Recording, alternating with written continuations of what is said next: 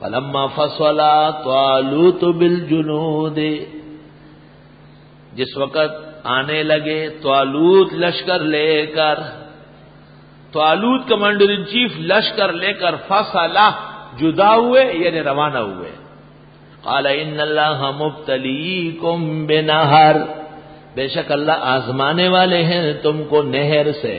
النہر الفائق فی شرح کنز الدقائق. مولوی نور محمد بلوچ لے کے آ رہا تھا تو بس پانی میں گر گئی، غریب گیلا پیلا ہو گیا لیکن کتاب لا کے دی. میں کوئٹہ سے لے کے آ رہا تھا تو بارش اتنی تھی کہ فلائی کینسل ہو گئی، اور گاڑی میں آ رہے تھے، ہب کے پاس پہنچے تو ریل آ گیا پانی کا، 2 دن بیٹھے رہے. النہر اللہ یبہر فی النہر، اندیشہ تھا کہ پانی میں بہہ جاتا، نام کا اتنا اثر ہوتا ہے. دوسرا باہر ہے تو وہ پہلے آ گیا، اور یہ نہر ہے تو ابھی تک صحیح طرح نہیں آیا. یا خدایا، کنس کے شروع میں باہر جیسی شرح نہیں ہے. بے شک نہر بھی بہت متقن ہے، یہ شاگرد ہے اپنے بھائی جان کا. سألت الاخ فلم یجبنی، سألت الاخ، بھائی سے پوچھا جواب نہ دے سکے، بھائی سے پوچھا. اس کا نام ہے عمر سراج ابن نجیم، اور وہ ہے ابراہیم زین الدین ابن نجیم. وہ بڑے ہیں، کافی بڑے، یہ بہت چھوٹا ہے ان سے، سگے بھائی ہے، ماں باپ دونوں سے، آیانی بھائی ہے، لیکن تھوڑے سے ذرا سے بے ادب ہے. صاحب بحر کے متعلق مولانا انور شاہ لکھتے ہیں کہ وہ محقق ابن الحمام سے اچھے عالم ہیں، یہ ان کو ادھر ادھر کرتے رہتے ہیں. فلما فصل طالوت بالجنود، جس وقت روانہ ہو گئے طالوت لشکر لے کر، قال اعلان کیا، ان اللہ مبتلیکم بنہر، بے شک اللہ آزمانے والے ہیں تم کو نہر سے. نہر انہر، مجمع الانہر، مجمع الانہر ایک شرح ہے. اصل میں ایک متن تھی ملتقى الابہر، ملتقى الابہر، اس کی شرح لکھی ہے مجمع الانہر، فقہ حنفی کی معتبرات میں سے.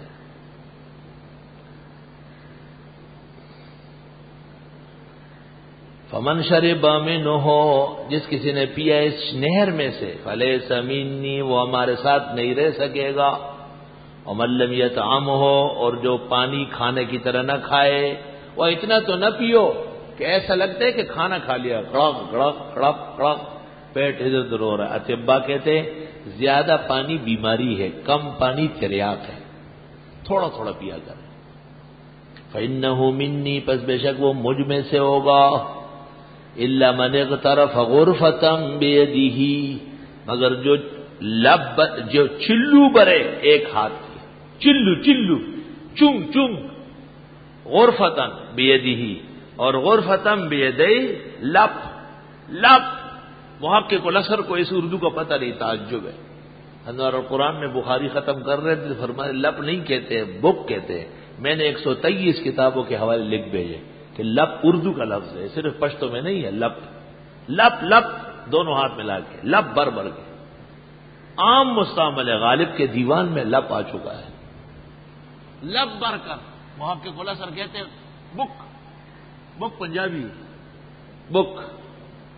لب چونکہ پشتو میں ہے اور مولانا پختون ہے سرفراز خان صاحب، تو انہوں نے سمجھا کہ اردو نہیں ہوگی. میں نے مجمع میں آواز دی کہ لب کہتے، انہوں نے کہا لب نہیں کہتے. حضرت کو بعد میں خدمت اقدس میں اس عاجز نے 123 کتابوں کے حوالے بھیجے، لب بر کے بھیجے. ایک ہاتھ میں چلو، پختو کے بھائی چنگ چلو، اور دونوں ہاتھوں تو لپ.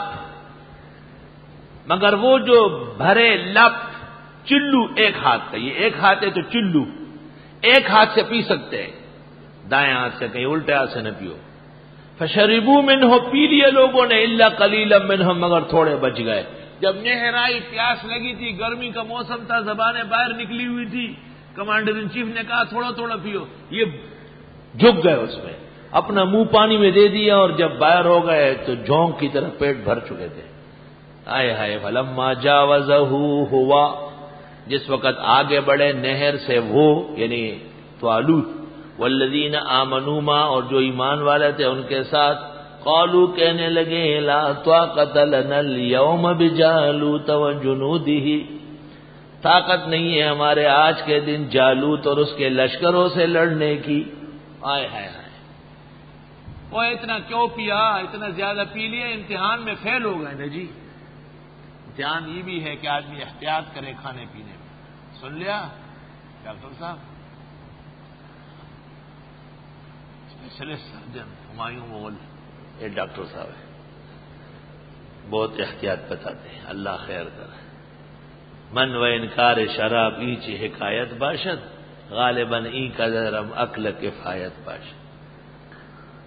کہا ان لوگوں نے طاقت نہیں ہم میں آج کے دن جالوت اور اس کے لشکروں سے لڑنے کی، ہم میں خوب طاقت ہے الحمدللہ، ظہر نہیں مغرب تک ایک ہی نشست میں پڑھا سکتا ہوں، ایک ہی نشست بیٹھے بیٹھے بحکم خدا، مجھے کوئی ضرورت نہیں، کوئی عارضہ بیچ میں نہیں ہوگا انشاءاللہ۔ لیکن طلباء غریب عادی نہیں ہے، پریشان ہوتے ہیں، ان کے ساتھ ساتھ چل رہا ہے۔ قال الذین، کہنے لگے وہ لوگ، یظنون جن کو عقیدہ تھا، انہم ملاقو اللہ، کہ بے شک یہ ملنے والے ہیں اللہ سے۔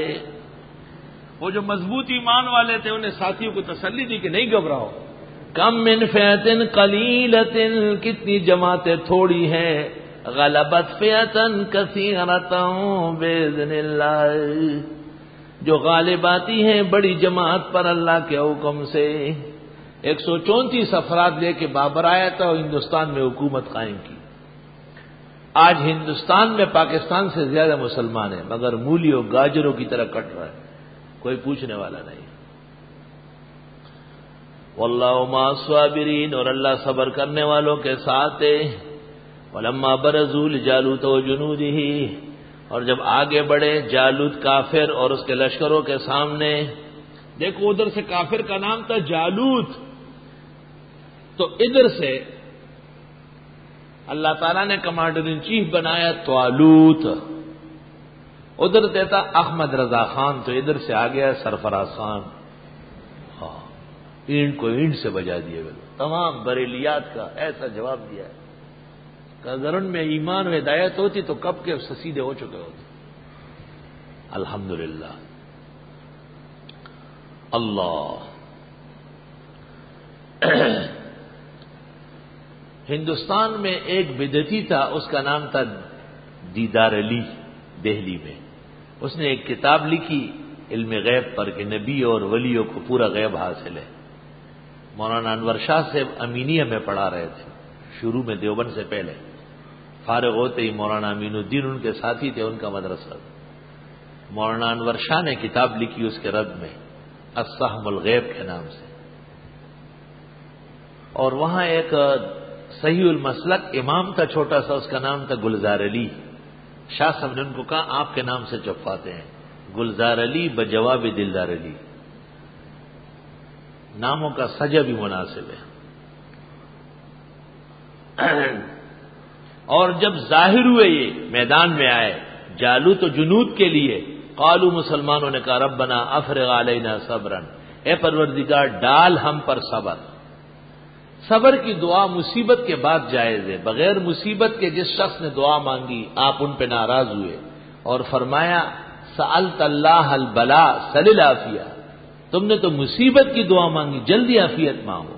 وثبت اقدامنا، مضبوط رکھی ہمارے قدموں کو، وانصرنا، ہماری مدد فرمائی علی القوم الکافرین، قوم کافر پر۔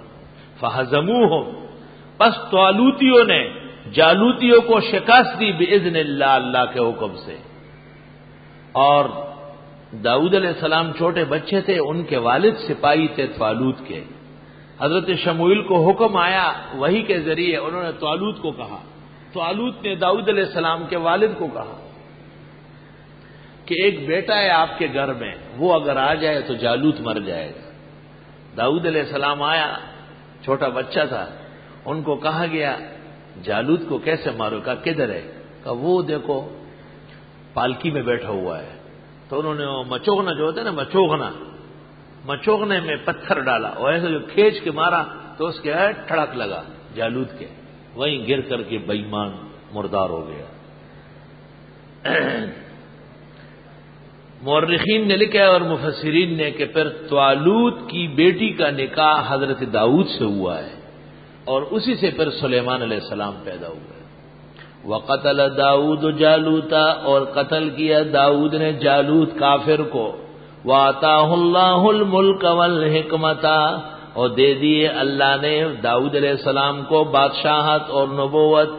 وعلمہ مما یشاء، اور سکھایا ان کو جو اللہ نے چاہا، پیغمبری علوم۔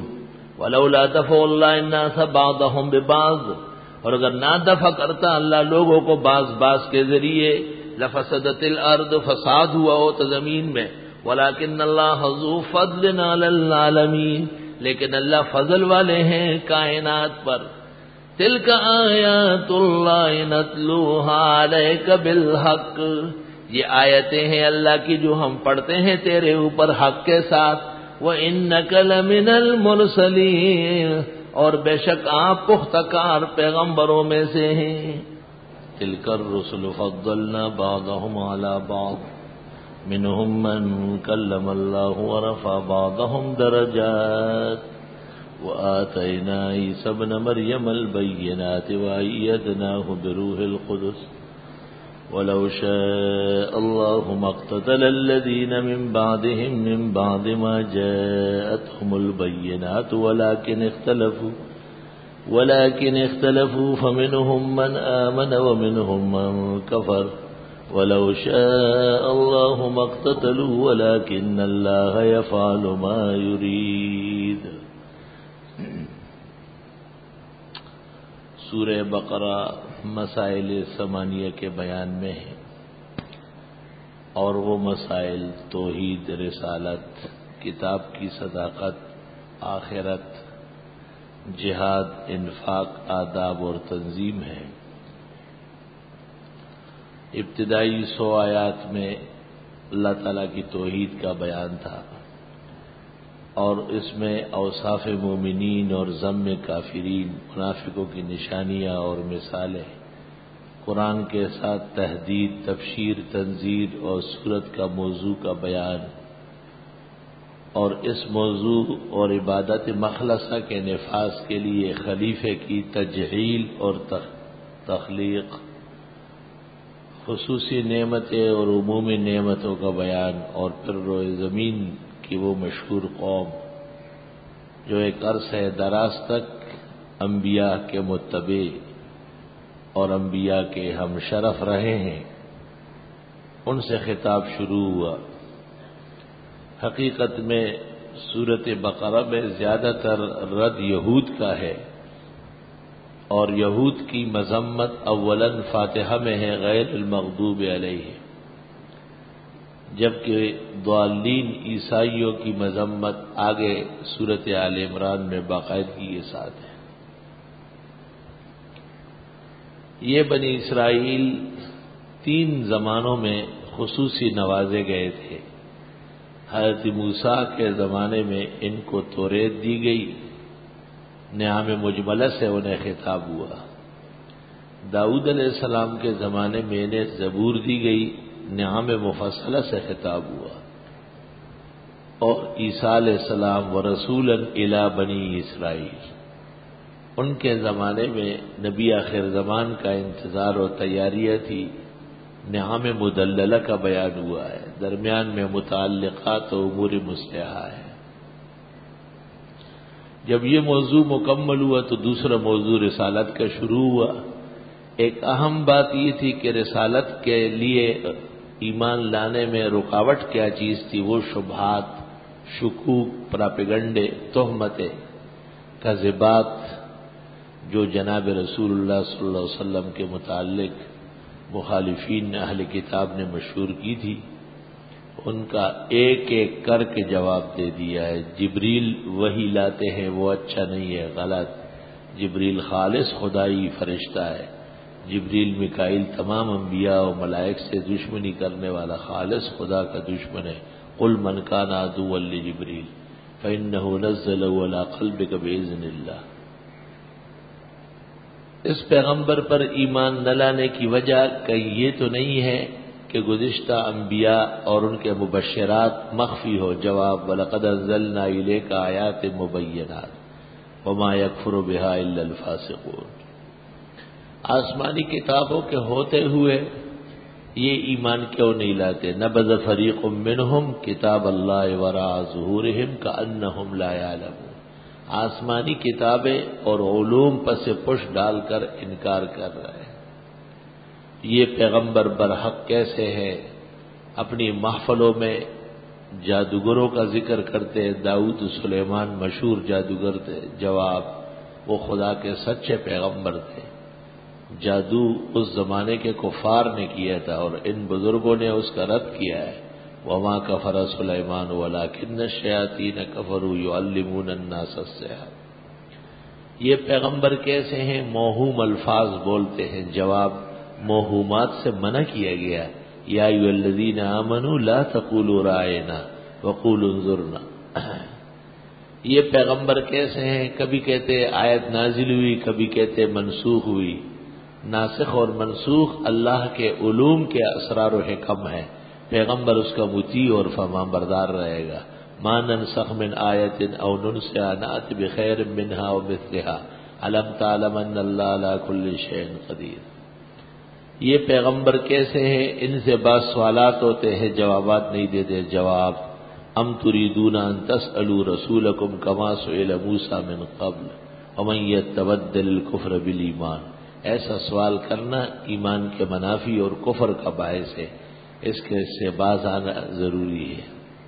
اہل کتاب کے دعاوی کہ ہم چونکہ سابقہ مذاہب کے فرستادے اور مقربین ہیں ہمیں سزا نہیں ہو سکتی.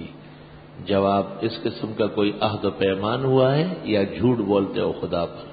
جو کوئی جرم کا مرتکب ہوگا سزا پائے گا. اہل کتاب اس پیغمبر کو نہیں مانتے، یہ کوئی دلیل تو نہیں ہے. جواب اہل کتاب آپس میں ایک دوسرے کو کون سے مانتے ہیں؟ یہود عیسائیوں کو جہنمی اور عیسائی یہودیوں کو جہنمی، اور ان کی دیکھا دیکھی مشرکین بھی ناجائز دعوے کرنے لگے. اس لیے ان کے دعوی تلک امانیہم اے اکاذیبہم و اباطیلہم، نرے جھوٹ کے پلندے.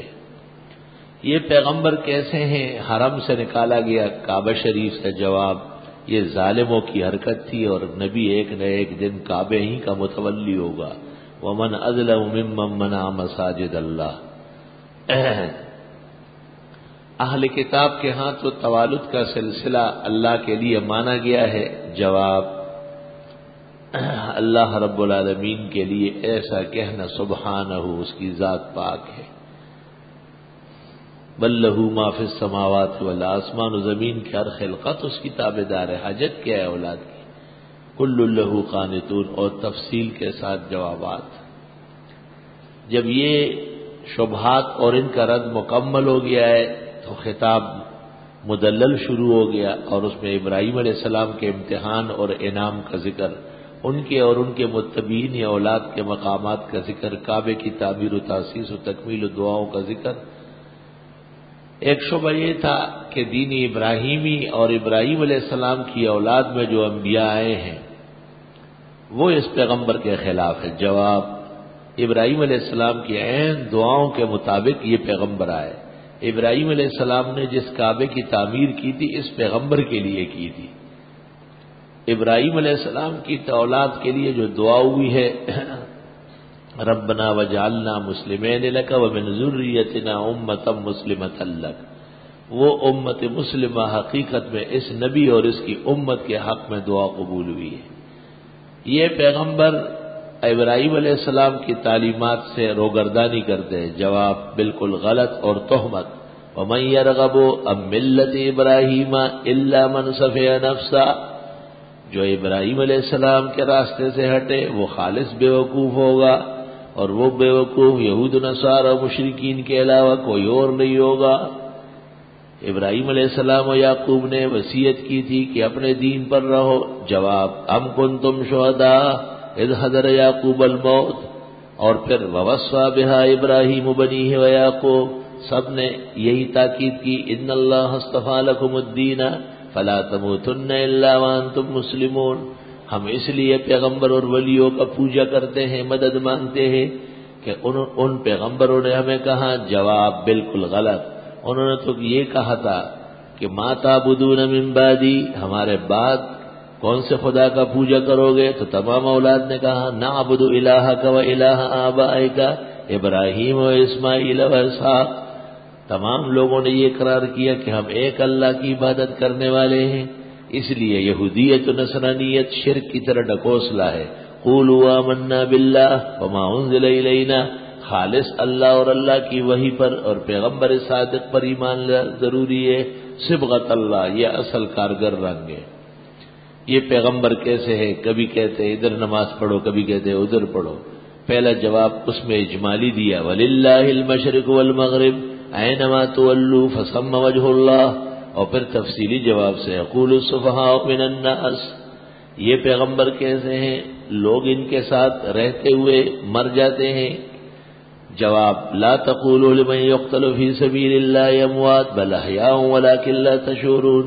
یہ پیغمبر کیسے صفا و مروہ کے درمیان صحیح کرتے ہیں حالانکہ یہاں پر قبیلے مشلل کے بت رکھے ہوئے تھے. جواب ان الصفا والمروہ من شعائر اللہ، یہ تو خالص خدا کی قدرت کی نشانیاں ہیں. بت تم نے رکھے تھے، وہ تو تم نے کعبے میں بھی رکھے تھے. جیسے کعبے کی کعبیت ختم نہیں ہوئی، اس طرح ان مقامات کا تفضل ختم نہیں ہوا. ومن تطوع خیرا فإن اللہ شاکر علیم. یہ پیغمبر کیسے ہیں؟ علماء اہل کتاب ان کے بارے میں بیان نہیں کرتے. جواب جو کتاب کا بیان چھپاتے ہیں ان پر لعنت ہو. جب تک وہ توبہ نہ کرے، بیان نہ کرے، اللہ ان کو معاف نہیں کرے گا. ان کا حال کافروں سے زیادہ بدتر ہے. اور پھر سورت کا موضوع الہکم الہ واحد لا الہ الا هو الرحمن الرحیم. دلائل عقلیہ توحید پر سابقہ مضمون ایک دفعہ دہرانا ہے. ان فی خلق السماوات والارض، یہ دلائل توحید ہے. سابقہ مضمون کو دہرایا جا رہا ہے. اور ان تمام دلائل کے اخیر میں حلال و حرام کا فرق کر لو تاکہ عقل کارگر ہو. یا ایھا الناس کلوا مما فی الارض حلالا طیبا. اور پھر اس کی تفصیل، اور پھر ایمان والوں کو خطاب، اور پھر اشیاء محرمہ تعبیدیہ اربعہ. انما حرم علیکم المیتۃ والدم ولحم الخنزیر وما اہل بہ لغیر اللہ. اور جب یہ موضوع مکمل ہوا تو تیسرا موضوع 177 آیت سے شروع ہو گیا، اور اس میں مجاہد کی تربیت 5 اعتقادی 5 عملی. اور پھر ملک کے نفاذ کے لیے، ملک کے اندر اچھے حالات پیدا کرنے کے لیے 4 قوانین ذکر فرمائے ہیں، جس کو ہم کہتے ہیں تدبیر المنزل، السیاست المدنیہ. اور یہ پہلے اچھے اوصاف بہترین اور نشانی منافقان سے بچنا اور یہود کی نافرمانی اور سرکشیوں سے بچنا، یہ تہذیب الاخلاق کا مرحلہ تھا. توحید مضبوط کر لو اور رسالت کے بارے میں مطمئن رہو، آپ کے اخلاق عالی ہو جائیں گے. عالی اخلاق کے مجاہد میں 10 صفات پیدا ہو جائے، کامل مجاہد ہوگا. جس ملک میں وہ حکومت کرنا چاہتے ہیں وہاں 4 قاعدے نافذ کریں. کتب علیکم القصاص فی القتلی، مقتول کے لیے قاتل سے قتل کا بدلہ لینا، ظالم سے مظلوم کے لیے فریاد رسی لینا، یہ بہت ضروری ہے. اور کتب علیکم اذا حضر احدکم الموت ان ترک خیرا الوصیہ، مال کی تقسیم قاعدہ شریعہ سے ہو. کتب علیکم الصیام، اور روزہ رکھنا ضروری ہوگا تاکہ تحمل مشقت کا ہو. کہیں ایسا نہ ہو کہ ملک و ملت بیچ کر کے اپنے کوٹھیاں باہر ملکوں میں بنائے. اور وَلَا تَأْكُلُوا أَمْوَالَكُمْ بَيْنَكُمْ بِالْبَاطِلِ وَتُدْلُوا بِهَا إِلَى الْحُكَّامِ، رشوت ستانی کو ہر حال میں روکنا پڑے گا. چنانچہ اس کے بعد وہ السیاست المدنیہ کے بعد تدبیر منزل کے لیے 18 فروعی احکام آ گئے. وتی کا موقع محل دیکھو، جماع کے مقاصد جان لو، نکاح حلال کر لو، طلاقات سے بچو، مدت رضاعت کا خیال رکھ لو، عدت وفات اور عدت طلاق کے اہتمام کر لو، معتدہ کے ساتھ نکاح کی باتیں نہیں کر لو، نمازوں کا خاص خیال رکھو، خاص کر عصر کی نماز کا، اور مطلقہ کو روانہ کرتے وقت دستور اخلاق سے ہٹو نہیں. مہر مقرر ہو تو پورا دو ملنے کی صورت میں، آدھا دو نہ ملنے کی صورت میں، کچھ کپڑے جوڑے دے دو کچھ مقرر نہ کرنے کی صورت میں.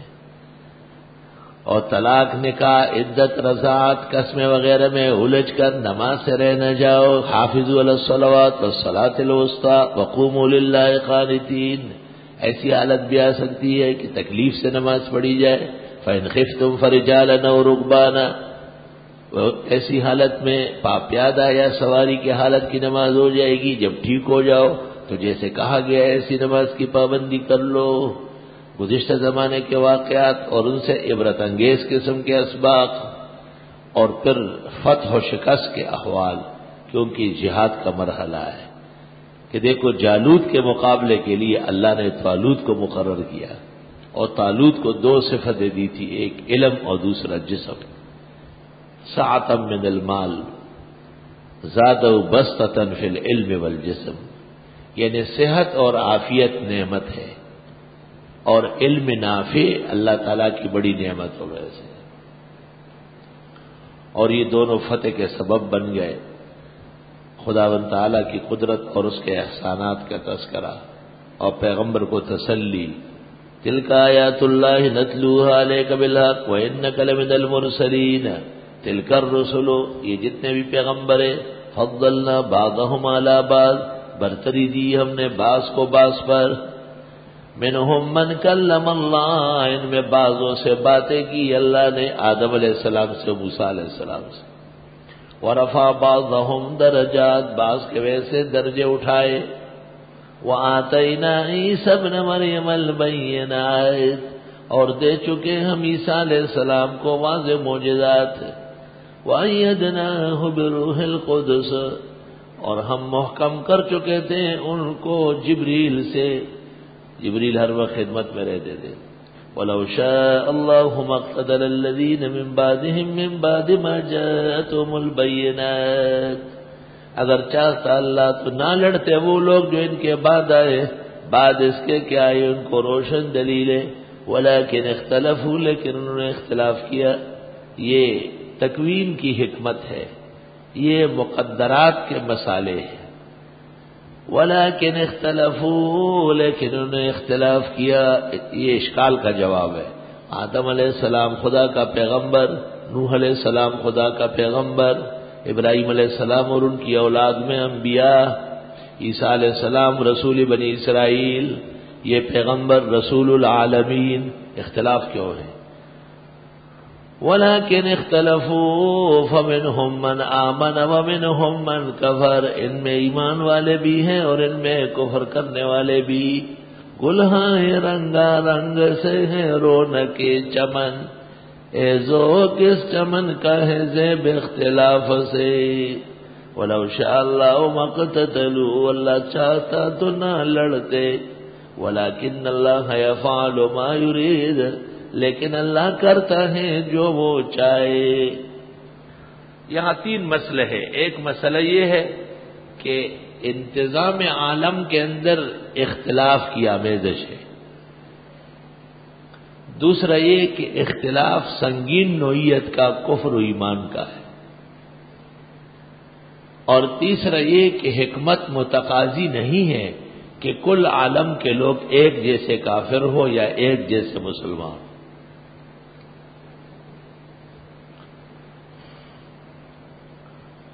اب یہ کیوں؟ جواب یہ افعال اللہ ہے. وَلَكِنَّ اللَّهَ يَفْعَلُ مَا يُرِيدُ، یہ ارادہ خداوندی کے مظاہر ہے. اس میں انسانی عقل غیر مدرک ہے. تفصیلات کے لیے حکیم الامت کی کتاب تقدیر کیا ہے وہ ملاحظہ ہو. جو سمجھ آ گیا ہوگا وہ بھی گڑبڑ ہو جائے گی. تفصیل اتنی ہے، زیادہ تفصیل سے کمزور ذہن کا طالب علم خراب ہو جاتا ہے. عالی ذہن کے طالب کو بڑے عالم کے درس میں فائدہ ہے. کم ذہن کے لوگوں کو فائدہ نہیں ہے، کیونکہ وہ علوم کا ادراک نہیں کر سکتے. یا ایھا الذین آمنوا انفقوا مما رزقناکم من قبل ان یأتی یوم لا بیع فیہ ولا خلہ ولا شفاعة والکافرون هم الظالمون۔ تیسرا مرحلہ مکمل ہوا اختلافات اور اقتتال پر، کیونکہ یہ موضوع چل رہا تھا قتال کا، جہاد کا۔ شروع میں فرمایا مجاہد کی ٹریننگ ضروری ہے، اخیر میں فرمایا اختلاف ضرور رہے گا۔ کیوں؟ الجہاد ماضٍ منذ بعثنی اللہ لا يبطلہ جور جائر ولا عدل عادل حتی یقاتل آخر هذه الامہ الدجال۔ چونکہ مرحلہ جہاد کا شروع تھا آیت نمبر 177 سے، اور مرحلہ جہاد کا مکمل ہو رہا تھا 253 آیت پر، تو جہاد شروع ہو چکا ہے، مجاہد کی تربیت اور اس کی ٹریننگ ضروری ہے۔ جہاد مکمل ہو رہا ہے بیان کی حد تک، باقی جہاد قیامت تک جاری رہے گا۔ مزلل جیسے 15 لاکھ اور بشڑے جیسے کروڑوں آ جائے اور سارا جہان موجودہ ختم کر کے پھر آباد ہو، پھر بھی جہاد قائم دائم رہے گا۔ جہاد کے لیے جس طرح قتال کی ضرورت ہے، اوصاف عشرہ کی ضرورت ہے، اس طرح ایک زبردست ضرورت انفاق کی ہے۔ دین پر خرچ کرنا سیکھ لو، دین پر خرچ کرنا سیکھ لو۔ جس قوم میں خرچ کرنے کی صلاحیت ہو، وہ قوم جان کٹانے کی بھی صلاحیت رکھے گی، اور جو قوم دمڑی کو خطاب کر کے کہے کہ چمڑی دے دوں گا تجھے جانے نہیں دوں گا، ان کی عزت آج بھی لوٹی اور کل بھی لوٹ لی جائے گی۔ وَلَا تُلْقُوا بِأَيْدِيكُمْ إِلَى التَّهْلُكَةِ، جو جہاد نہ کرے اور خرچ نہ کرے وہ خود بخود ہلاکت کے شکار ہو جائیں گے۔ چوتھا مرحلہ شروع ہو رہا ہے انفاق فی سبیل اللہ کا۔ یا ایھا الذین آمنوا انفقوا، اے ایمان والو خرچ کر لو، مما رزقناکم ان چیزوں میں سے جو ہم نے تمہیں دی، من قبل اس سے پہلے ان یاتی یوم کہ آ جائے وہ دن لا بیع فی، خرید و فروخت نہیں ہوگی اس میں۔ کسی کے پاس کروڑوں روپے رکھے ہوئے ہیں، وہ موت آئی، اب موت کا کوئی مرحلہ اس دولت سے ٹلے گا نہیں۔ اللہ، کسی شخص کے کروڑوں اربوں خربوں موجود ہے اور اس کی بڑی دوستی و تعلقات ہے، ولا خلا، قیامت کے عذاب سے دوست نہیں بچا سکیں گے۔ کسی شخص کی بہت بڑی وجاہت اور شہرت ہے، لوگ اس کی بات کا احترام کرتے ہیں، لیکن مال خرچ نہیں کیا ٹائم پر عذاب سے بچ نہیں سکے گا۔ ولا شفاعت، اس طرح بھی کہو انفقوا، خرچ کر لو، کیونکہ ایسا دن آئے گا جس میں خرید و فروخت نہیں ہوگی۔ تو پھر یہی خرچ کر لو کہ خرید و فروخت تو صحیح ہو جائے۔ خرچ کر لو، ایسا دن آئے گا جس میں دوست کے کام نہیں آئے گا۔ الاخلاء یومئذ بعضهم لبعض عدو الا المتقین، ایسا دن ہوگا کہ دوست کا دشمن ہوگا سوائے اللہ والوں کے۔ خرچ کر لو اس میں سے جو ہم نے تمہیں دیا، اس سے پہلے کہ وہ دن آئے جس میں کسی کی سفارش نہیں چلے گی۔ یہ جو آپ نے یہاں خرچ کیا یہی کام آئے گا۔ یہ 3 دلائل ایک ہوئے انفاق کے۔ چوتھی دلیل، خرچ کر لو ورنہ کافر بڑے ظالم ہیں، والکافرون هم الظالمون، یعنی خرچ نہ کرنے کی صورت میں کافر غالب آ جائے گا، اور کافر جب غالب آئے گا تو وہ تمہیں انعام نہیں دے گا، تمہارے ساتھ ظلم ہوگا۔ اللہ تعالیٰ کفار اور ان جیسے ظالموں کی حکومت سے محفوظ فرمائے۔ اے ایمان والو خرچ کرو اس میں سے جو ہم نے تمہیں دیا اس سے پہلے کہ آئے وہ دن جس میں خرید و فروخت نہیں، جس میں دوست داری نہیں، جس میں شفاعت برائی نہیں، والکافرون هم الظالمون، اور کافر لوگ بڑے بے انصاف ہیں۔ یہ بھی امکان ہے کہ خرچ نہ کرنے کی صورت میں آپ کا ایمان سلب ہو جائے اور کافر ہو کر کے، اور کافر بڑا ظالم ہے۔ اور قیامت کے دن جن کے حق میں نہ خرید و فروخت مفید ہے، نہ دوستی مفید ہے، نہ سفارش، وہ تو کافر ہے، اور کافر بڑے ظالم ہیں۔ تو تم خرچ نہ کر کے کیا کافر و ظالم بننا چاہتے ہو؟ اللہ اللہ، ہاں یا رب۔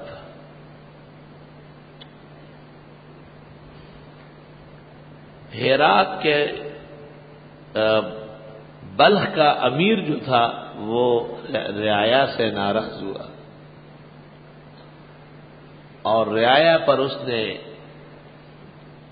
ایک ٹیکس مقرر کیا کہ یہ مجھے سال بھر میں دینا ہے، نہیں تو سب کو قتل کر دوں گا۔ لوگ بڑے تنگ آئے اور لوگوں نے بڑی کوشش کی، لیکن اس نے معاف نہیں کیا، اور اندازہ یہ ہوا کہ سال میں یہ ادا نہیں ہوگا۔ تو اہل بلخ کو پتہ چل گیا کہ ہیرات میں ایک سخی عورت ہے، اور وہ جو بھی بھیک مانگنے جاتا ہے، مدد مانگنے، وہ خالی ہاتھ نہیں جانے دیتی۔ تو بلخیوں نے ایک وفد بنایا، اور وہ ہیرات کی اس متمول اور سخی خاتون کی خدمت میں چلے گئے، اور اس کو کہا کہ بی بی امیر بلخ ہم سے ناراض ہو گیا، اور ہم پر بہت بڑا واجبات مقرر کیا، ہم بہت پریشان ہیں، آپ احسان کریں، ہماری مدد کریں۔ ہیرات کی اس سخی عورت نے اپنا ایک شال بھیجا، ایک شال نکال کے ان کو دیا، اور ان کو کہا کہ یہ بیچو، اس کے اتنے پیسے مل جائیں گے کہ جتنا امیر بلخ تم سے مانگ رہا ہے۔ کیا شال تھا، کیا چیز تھی؟ تاریخ میں لکھا ہے کہ امام ابو حنیفہ بہت اعلیٰ لباس پہنتے تھے، بہت قیمتی ہے۔ شاگردوں کو وصیت کی کہ ایسے کپڑے پہنو کہ بادشاہ کے دربار جاؤ تو بادشاہ کے کپڑے بھی تم سے کم قیمت نکلے۔ لوگوں نے کہا امام ابو حنیفہ سے پڑھنے والے سب مالدار ہوتے تھے، شاہی کلاس پڑھاتے تھے۔ خطابی ایک شخص ہے، وہ کہتے ہیں امام اعظم ایک ولیمے میں جا رہے تھے، مجھے کہا کہ چادر دے دو، کہ میں نے چادر دی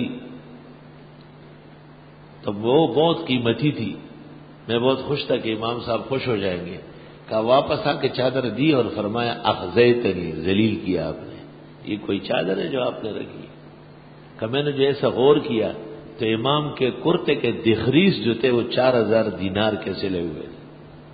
خاص ذوق تھا امام صاحب کے فقہ کا حصہ ہے، اس لیے یہ خوار بلگار ملاگان دا ہنفیان نہیں جوڑے تھے، اس سے خبر ہے، دانا نہیں خبر، استنجا سب نے کہا نہیں پسند۔ ضروری ہے حنفی کے لیے کہ وہ خوب ہی ظاہری دنیا کا بھی بہترین متزین ہو۔ خیر اس خاتون نے بلخیوں کو ایک شال دیا اور کہا کہ یہ بیچو، پیسے مل جائیں گے، تو امیر کو دے دینا۔ جب وہ چادر لے آئے اس شال کو تو انہوں نے کہا بھئی یہ کون خریدے گا، اتنا مہنگا، اتنا زبردست، جس کو دکھائے وہ ہاتھ جوڑے کہ میں نہیں لے سکتا۔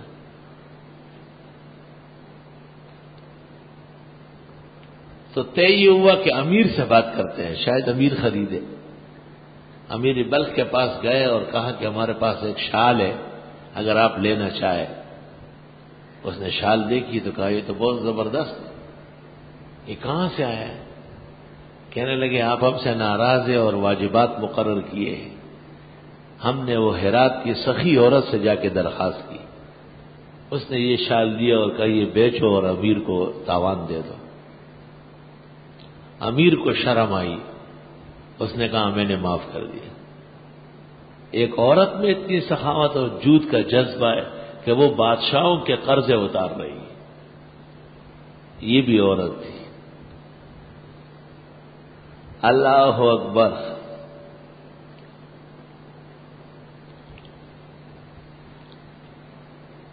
اس خاتون کی خدمت میں شال واپس لے آئے کہ بادشاہ نے ہمیں معاف کر دیا. امیر بلخ نے آپ اپنا شال لے لے. انہوں نے کہا اس شال کو تو اجنبیوں کے ہاتھ لگے ہیں اور اجنبیوں کی نگاہیں پڑی ہے، اس کو تو میں اپنے گھر میں گھسنے نہیں دوں گی. اس کو تم بیچو اور اس کی مسجدیں اور مدرسے بنواؤ. یا ایھا الذین آمنوا انفقوا مما رزقناکم، اے ایمان والو خرچ کر لو اس مال میں سے جو ہم نے تمہیں دیا، اس سے پہلے کہ آ جائے وہ دن جس میں نہ کوئی خرید و فروخت ہے، نہ دوستی ہے، نہ سفارش ہے. والکافرون هم الظالمون. اللہ. جہاد افغانستان کے آخری ایام تھے، حالات تکلیف دہ تھے. اس عاجز و فقیر نے جمعے کے خطبے میں کچھ زیادہ کلام کیا اور لوگوں کو کہا کہ وقت پر خرچ کر لو اور مجاہدین کو بچاؤ، ورنہ یہ تمہارے گھر، بنگلے، کوٹیاں اور جائیدادیں اور بینک بیلنس نہیں رہیں گے. شام کو ایک معصوم بچہ آیا، ایسے ہی 14-15 سال کا ہوگا.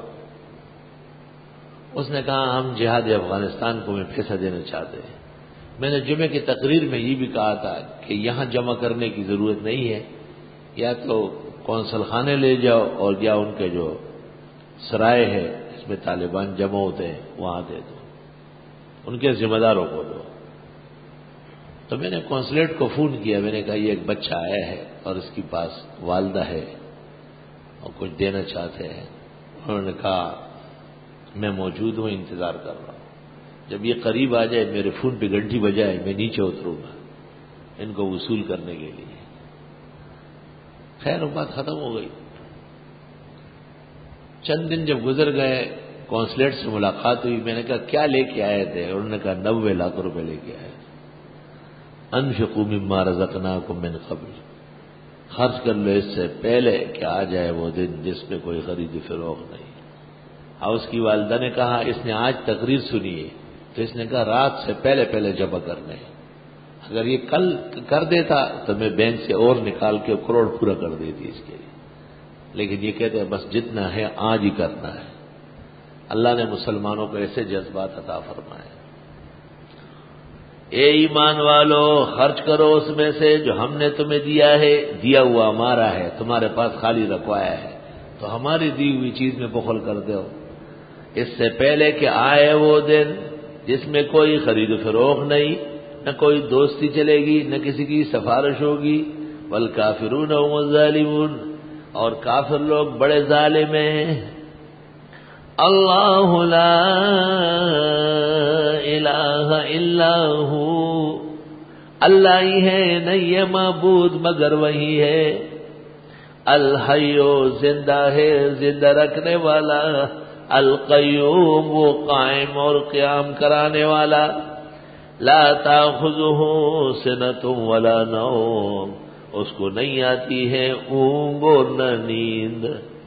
نہ راضی اغلر جھوٹا و نہ خوب. جھوٹا اول مرحلۃ النوم، جھوٹا. نہ اس کو اونگ آتی ہے نہ اس کو نیند آتی ہے. لہو ما فی السماوات و ما فی الارض، اس کے لیے ہے جو کچھ آسمان و زمین میں. من ذا الذی یشفع، کون ہے جو سفارش کرے عنده اس کے سامنے. الا باذنہ، مگر اس کے حکم سے. یعلم ما بین ایدیہم، وہ جانتے ہیں ان کے آگے. وما خلفہم، اور ان کے پیچھے. ولا یحیطون بشیء من علمہ، یہ نہیں حاصل کر سکتے کچھ بھی اس کے علم کا. الا بما شاء، مگر وہ جو چاہے. وسع کرسیہ السماوات والارض، پہنچ چکی ہے اس کی کرسی آسمان و زمین کو. ولا یعودہ حفظہما، اور تکا نہیں سکتی اس کو دونوں کی نگہبانی. وہو العلی العظیم، وہ بزرگ و برتر ہے. علی معنی بھی بڑا، اور عظیم معنی بھی بڑا، وہ بزرگ و برتر ہے۔ مختلف مفسرین نے مختلف معنی کیے۔ شاہ ولی اللہ لکھتے ہیں تفسیر فتح الرحمان میں، او بلند مرتبہ و بزرگ قدر است، او بلند مرتبہ و بزرگ قدر است، شیخ الہند مولانا محمود الحسن، اور وہی ہے سب سے برتر عظمت والا۔ مولانا اشرف علی بیان القرآن میں، وہ عالی شان اور عظیم الشان ہے احمد رضا بدتی، اور وہی ہے بلند بڑائی والا۔ ثناء اللہ غیر مقلد، اور وہ بلند اور بڑی عظمت والا ہے۔ عبد الستار غیر مقلد، اور وہی ہے بلند مرتبہ والا۔ شاہ عبد القادر محدث دہلوی موضوع القرآن، اور وہی ہے اوپر سب سے بڑا ڈپٹی نذیر، وہ بڑا عالی شان اور عظمت والا ہے۔ مولانا ادریس کاندیلوی، اور وہی ہے اوپر سب سے بڑا، شاہ عبد القادر والا۔ راؤ فرمان علی غیر رافضی، اور وہی بڑا عالی شان بزرگ مرتبہ ہے۔ یہ مختلف تراجم اس کے کیے گئے، وہ هو العلی العظیم، اور وہ بزرگ و برتر ہے۔ اس آیت کو آیت الکرسی کہتے ہیں، حدیث میں ہے لہا فضل عظیم، اس سورت کی آیت کی بہت بڑی فضیلت اور شرف ہے۔ کہتے ہیں 3 مقامات قرآن کے ہمیشہ پڑھنا چاہیے، فاتحہ، آیت الکرسی، سورت یاسین۔ کل آسمانی کتابیں، وہی، صحیفے، سب اس میں آ جائے گی۔ پہلے شروع ہوا انفاق، خرچ کرنا، پھر فرمایا اللہ لا توحید۔ کیوں؟ میں نے بتایا ہر مضمون جب شروع ہوگا تو سابقہ مضمون کو لوٹائے گا، اور اہم مضمون، اصل مضمون توحید کا ہے۔ اور آیات نازل ہے رسول اکرم صلی اللہ علیہ وسلم پر تو رسالت بما اجوبہ شبہات کے وہ بھی موجود ہیں۔ کہتے ہیں اس آیت میں 18 جگہ مضمرن اور مظہرن رب العزت کا ذکر ہے۔ اللہ ایک، ہو 2، الحی 3، القیوم 4، لا تاخذہ میں ضمیر 5، لہو میں 6، یشفع میں عندہ میں 7، باذنہ 8، یعلم 9، ولا یحیطون بشیء من علمہ 10، بما شاء 11، وسع 12، کرسیہ 13، ولا یعودہ 14، وہو 15، العلی 16، العظیم 18، اور درمیان میں ایک رہ گیا وہ ہے 18۔ 17-18 مقامات پر اس میں اللہ کا ذکر ہے، مضمرن اور مظہرن، اور یہ خصوصیت صرف اس آیت کی ہے، پورے قرآن میں کوئی آیت ایسی نہیں جس میں 18 جگہ الوہیت کا اظہارن اور مضمرن ذکر ہو۔ اللہ لا الہ الا ہو، یہ موضوعی صورت ہے۔ الحی القیوم، یہ مضمون بترقی ہے۔ لا تاخذو سنۃ ولا نوم، یہ حی و قیوم کی صفات ہے۔ لہو ما فی السماوات و ما فی الارض، یہ اس کی شان ہے۔ من ذا الذی یشفع عنده الا باذنہ، یہ اس کا فیضان ہے۔ یعلم ما بین ایدیہم وما خلفہم، قدرت قاہرہ کا بیان ہے۔ ولا یحیطون بشیء من علمہ، بندوں کا عجز ہے، الا بما شاء، مشیتی زدی ہے۔ وسع کرسی السماوات والارض، وسیع ہے کرسی اس کی آسمان و زمین میں۔ بخاری کتاب التفسیر میں سعید ابن جبیر کہتے ہیں کرسیہ علم، اس کی کرسی بہت بڑی ہے، یعنی اس کا علم بہت بڑا ہے۔ ولا یعودہ حفظہما، اللہ اللہ،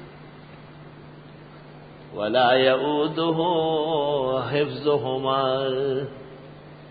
عاد یعودو کے معنی ہے وزنی چیز سر پہ رکھ کے، آدمی جب ٹیڑھا ٹیڑھا چلتا ہو، ایک آدمی میں اٹھانے کی توفیق ہے 1 من کی، اب نے اس کے سر پر 3 من رکھا اب وہ چلے گا تو گردن ایسی ایسی مڑتی جائے گی.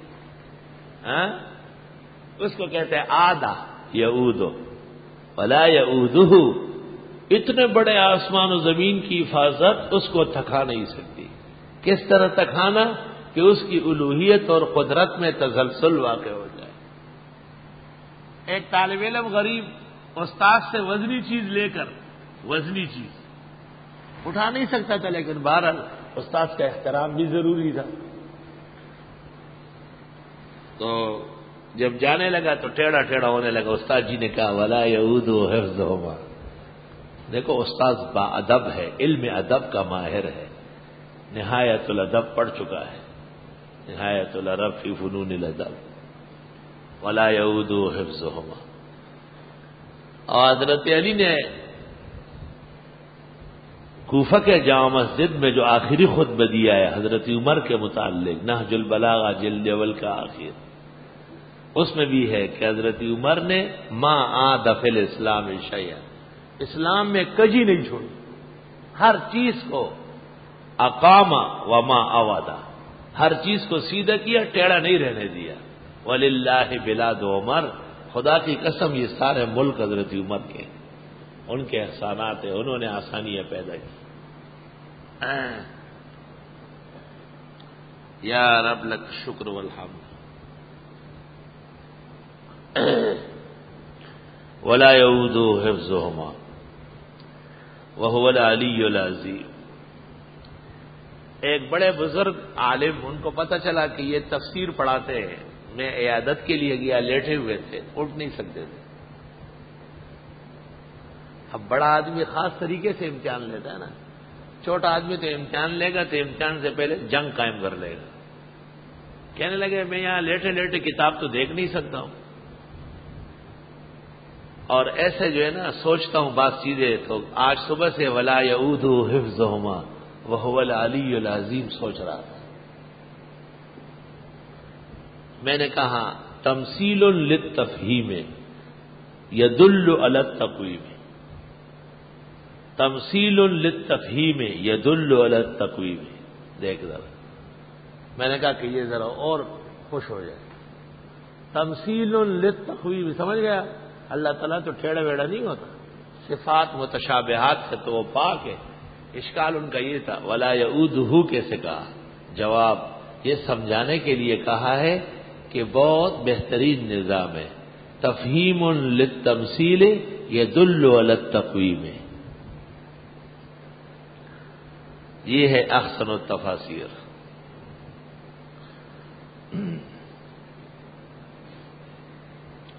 اللہ لا الہ الا هو الحی القیوم. اس آیت کا بلیات، آفات، امراض اور بالخصوص جنات کے شر سے بچنے کا بڑا تعلق. جو شخص کثرت سے آیت الکرسی پڑھے گا، حق تعالی اس کو جن اور انس کے شر سے بچائے گا. یہ بھی کثرت ہے کہ آپ ہر فرض نماز کے بعد سنتوں کے لیے جگہ بدلتے بدلتے ایک دفعہ آیت الکرسی پڑھ لیں، اور کبھی کبھی سنتوں کے بعد بھی 4-5 مرتبہ پڑھ لیں. میں جب یہاں محراب میں نماز پڑھا لوں اور روانہ ہو جاتا ہوں تو جہاں تک جوتے میں نے نہیں پہنے وہاں تک پڑھتا ہوں. 5 مرتبہ آیت الکرسی آرام سے ہو جاتی، 5 مرتبہ الحمدللہ. تو 5 نمازوں میں گویا کہ 25 مرتبہ، اور اتنا اور بھی پڑھ لو تو آپ کے اور آسمانوں کے درمیان میں آہنی قلعہ قائم ہو جائے گا، اور سب جنات اور دیو اللہ آپ کی حفاظت پر مامور کر دے.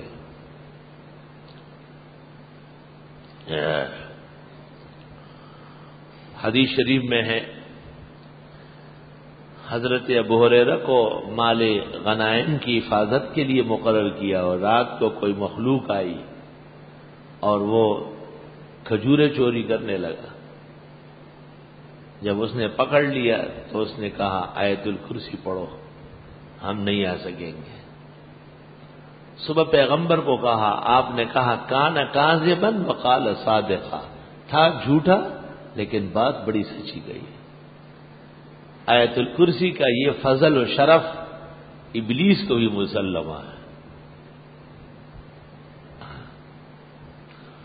اور میں نے خواب دیکھا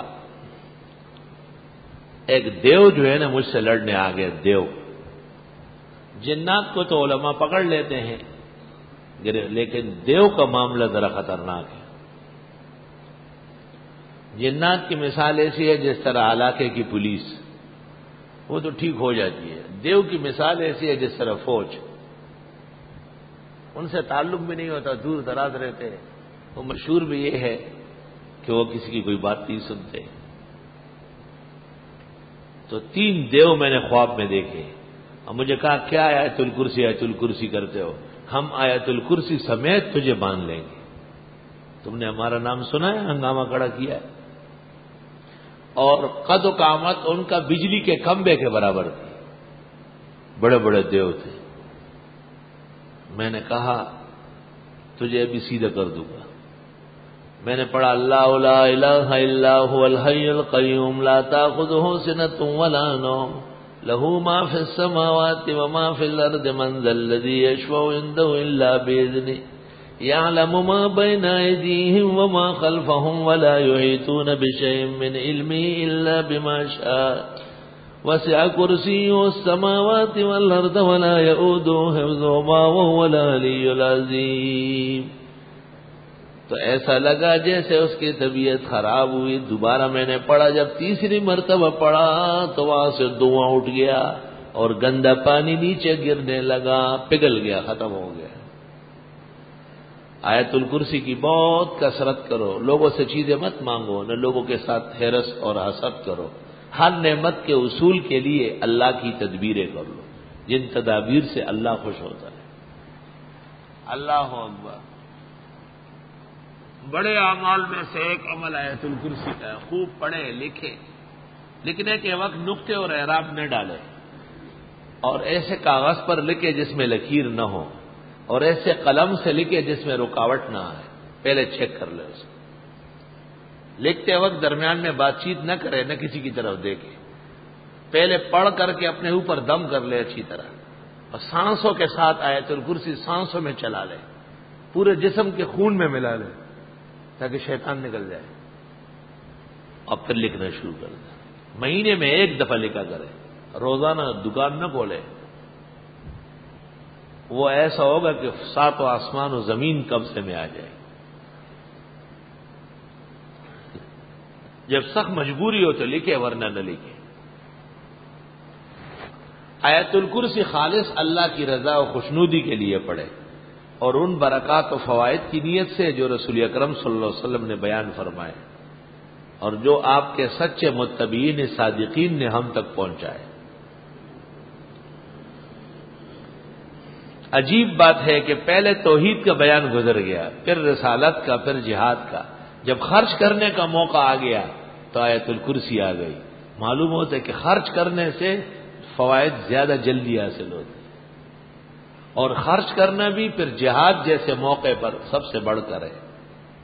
فتح الباری جلد 6 کتاب الجہاد میں حافظ ابن حجر نے لکھا ہے کہ جہاد کی تیسری قسم التعلم والتعلیم ہے.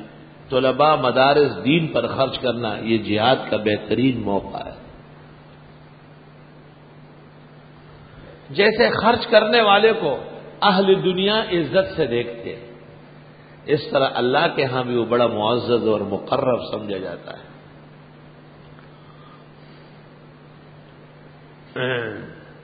لا اکراہ فی الدین، کسی کو مجبور کرنا نہیں ہے دین میں.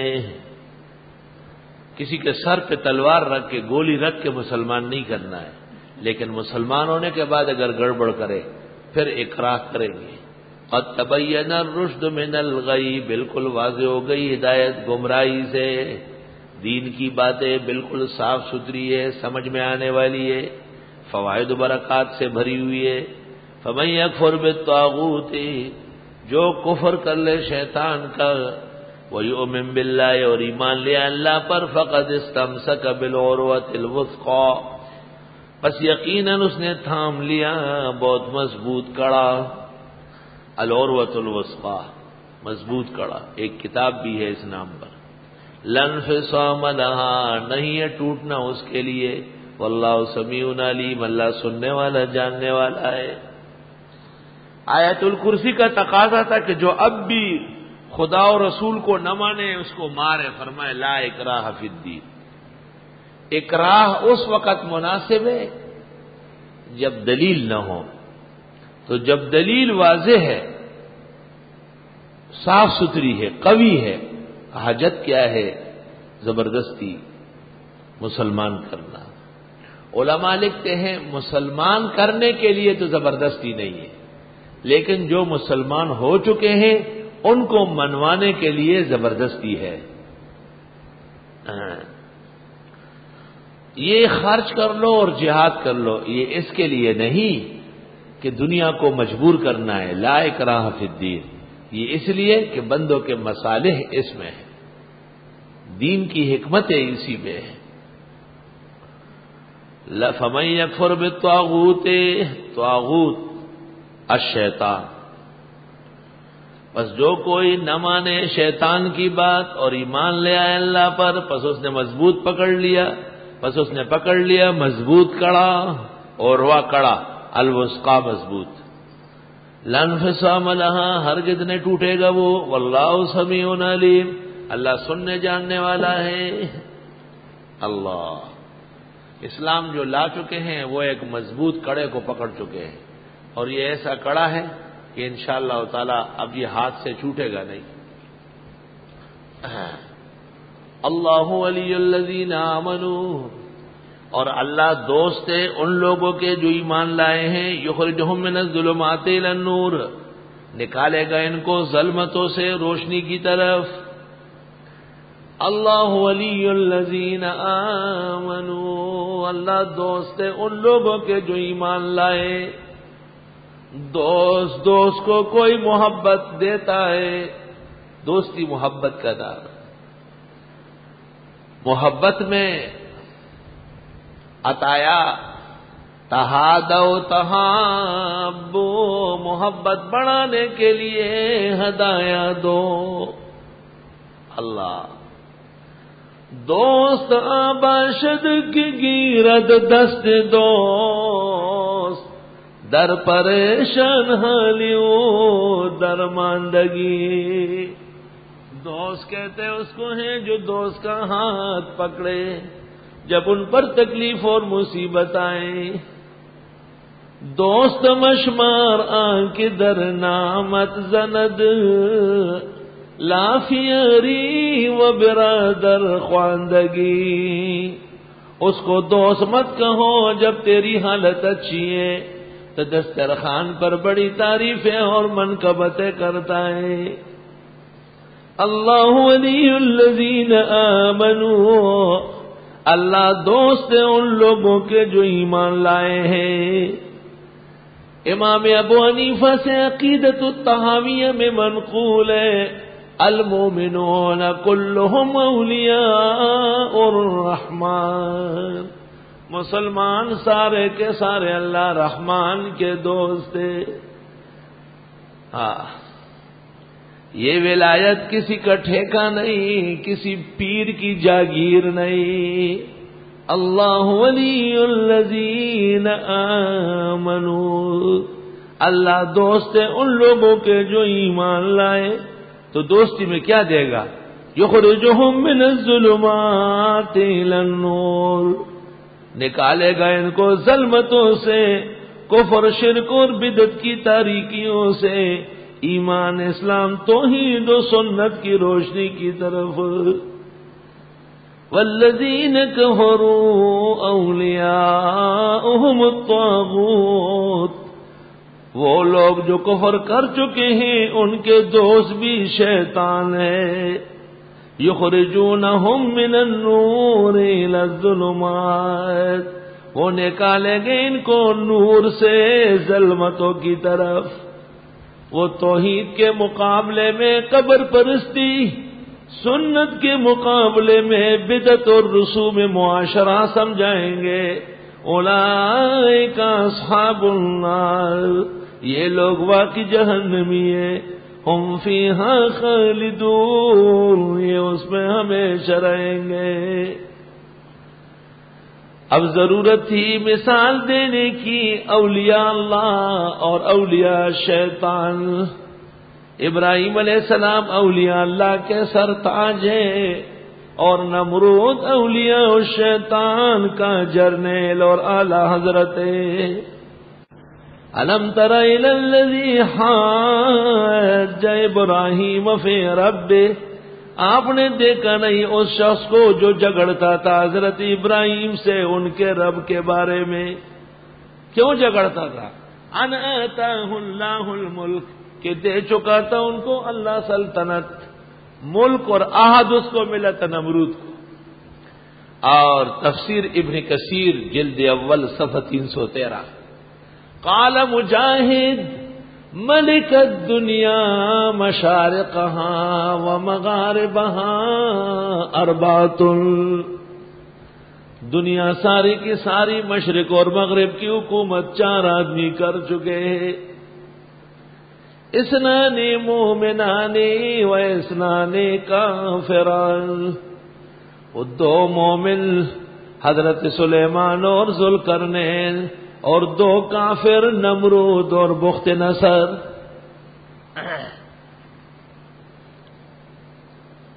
یہ پشاور سے اوپر جب آدمی جا رہا ہو تو خم کی طرف تو یہاں ایک پہاڑ آتا ہے، اس کے نیچے ایک درہ ہے،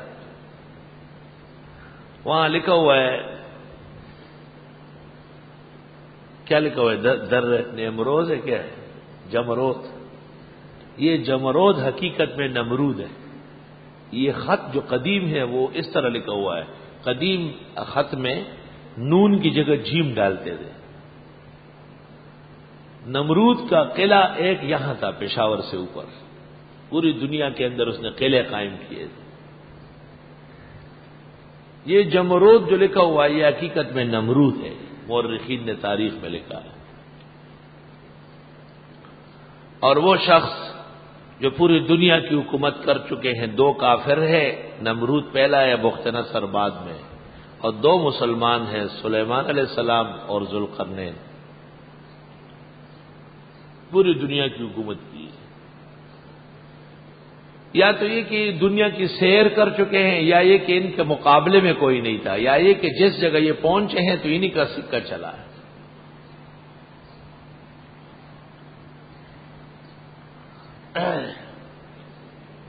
نمرود نے لمبی چوڑی حکومت کے نشے میں اللہ کے وجود کا انکار کیا تھا، اور وہ کہتا تھا لوگوں کا خیر اور شر، لوگوں کے منافع یہ مجھ سے وابستہ ہے. حق تعالیٰ نے ان کے مقابلے میں حضرت ابراہیم علیہ السلام کو مبعوث کیا. حضرت کی اور اس کی بات چیت ہو گئی.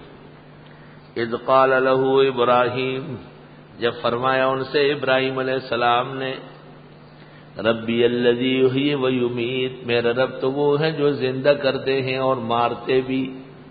قال، نمرود نے کہا، انا احیی و امیت، میں زندہ بھی کر سکتا ہوں مارتا بھی. فوراً ایک بے گناہ کو مار ڈالا، اور جس کو سزائے موت ہونے والی تھی اس کو چھوڑ دیا. ابراہیم علیہ السلام سمجھ گئے کہ یہ بہت نالائق ہے، بات سمجھتا ہی نہیں، میں کیا کہتا ہوں یہ کیا کہہ رہا ہے. قال ابراہیم، حضرت نے فرمایا، فإن اللہ یأتی بالشمس من المشرق، بس اللہ لے آتے ہیں سورج کو مشرق کی طرف سے، روزانہ مشرق سے سورج طلوع ہوتا ہے. فآت بہا من المغرب، آپ لے آئے اس کو ایک دن مغرب سے.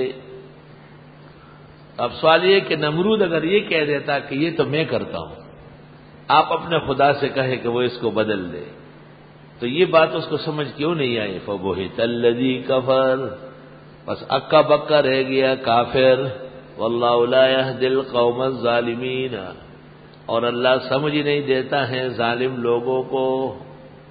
اللہ، اس کے بھی تراجم مختلف ہے. فبہت الذی کفر واللہ لا یہدی القوم الظالمین، شیخ الہند نے ترجمہ کیا، تب حیران رہ گیا وہ کافر اور اللہ سیدھی راہ نہیں دکھاتا بے انصافوں کو. تب حیران رہ گیا وہ کافر اور اللہ سیدھی راہ نہیں دکھاتا بے انصافوں کو. شاہ عبد القادر، تب حیران رہ گیا وہ منکر اور اللہ راہ نہیں دیتا بے انصاف لوگوں کو۔ حکیم الامت مولانا اشرف علی، اس پر متحیر رہ گیا وہ کافر اور اللہ ایسے بے جاہ راہ پر چلنے والوں کو ہدایت نہیں فرماتا۔ اس پر متحیر رہ گیا وہ کافر اور اللہ ایسے بے جاہ راہ پر چلنے والوں کو ہدایت نہیں فرماتا۔ مولانا اشرف علی۔ پس مغلوب شد کافر و خدا راہ نہ نمی نمایت گروہ ستمگاراں راہ۔ شاہ ولی اللہ، ترجمہ فتح الرحمان۔ پس مغلوب شد کافر و خدا راہ نہ نمی نمایت گروہ ستمگاراں راہ۔ تو ہوش اڑ گئے کافر کے اور اللہ راہ نہیں دکھاتا ظالموں کو۔ احمد رضا خان بریلوی۔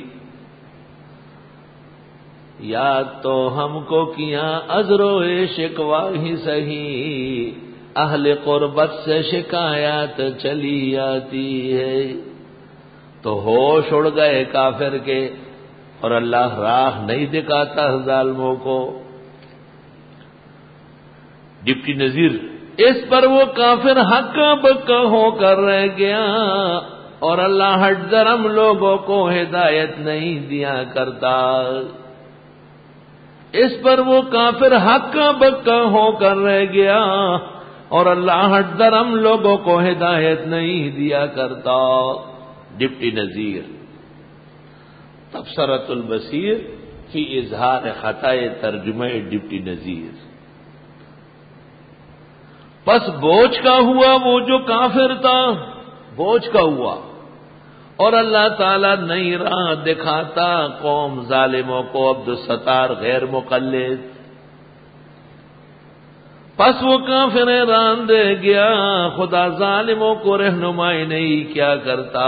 ثناء اللہ امرتسری۔ اس پر وہ جو کافر تھا دنگ رہ گیا اور اللہ ظالم لوگوں کو رائے ہدایت نہیں دکھاتا۔ عبد الماجد دریابادی۔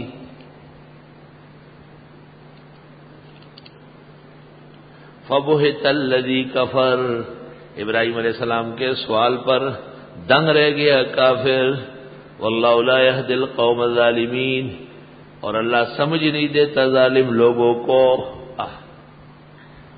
اب اس کی ایک اور مثال کہ اللہ مردے کو زندہ فرماتے ہیں۔ او کالذی مر علی قریہ، یا مثال اس شخص کی سی ہے جو گزر رہا تھا ایک بستی سے۔